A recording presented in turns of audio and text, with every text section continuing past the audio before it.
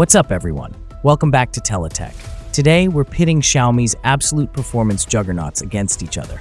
The Redmi K90 Ultra versus the Redmi K90 Max. Both of these phones pack a massive 8,550 mAh silicon carbon battery, custom active cooling fans, and super smooth 165Hz displays. But under the hood, they represent two completely different philosophies. Qualcomm's flagship silicon versus MediaTek's peak power. Which one actually deserves your money? Let's break it down. Visually, these two look like twins.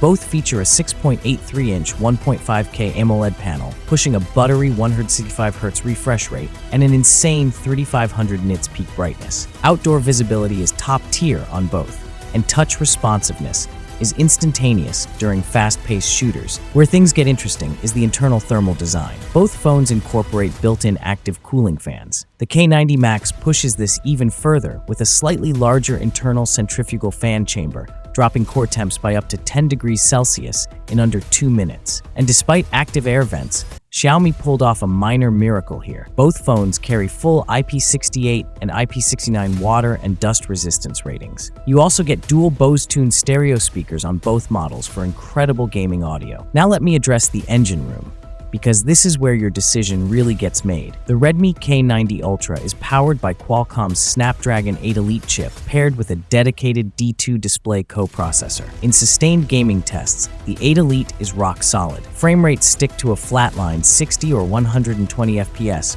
without thermal throttling, thanks to that active fan kicking in automatically. On the flip side, the Redmi K90 Max rocks MediaTek's Dimensity 9500. MediaTek has narrowed the gap significantly this generation. Peak GPU scores on the Mali G1 Ultra GPU actually nudge slightly ahead in short synthetic bursts.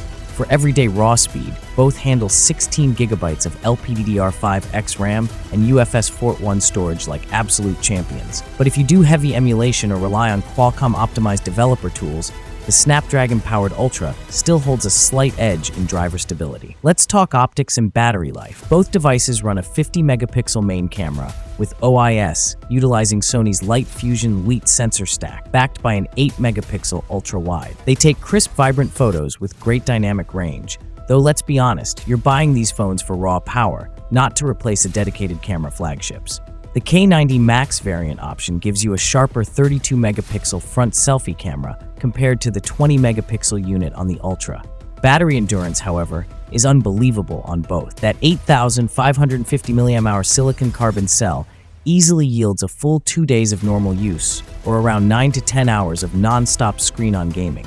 Both support 100-watt hypercharge wired speeds, topping up that massive cell in under 40 minutes. But take note, the K90 Max adds 50-watt wireless charging support, whereas the K90 Ultra remains wired only. So what's the final verdict?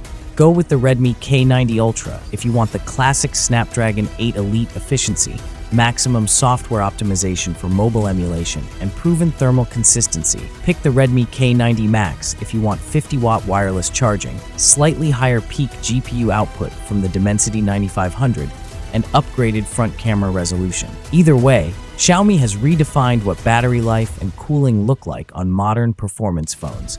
Drop a comment below and let me know. Are you Team Snapdragon or Team Dimensity this year? Don't forget to hit like, subscribe to Teletech, and I'll catch you in the next one.